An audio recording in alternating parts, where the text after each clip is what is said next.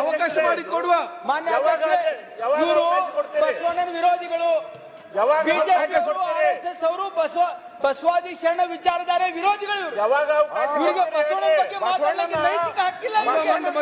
ನಾಚಿಕೆ ಬರಬೇಕು ಇವರಿಗೆ. ಬಸವಣ್ಣನ ಬಗ್ಗೆ ಅವಹೇಳನಕಾರಿ ಮಾತಾಡ್ತಾರೆ ಅವರು.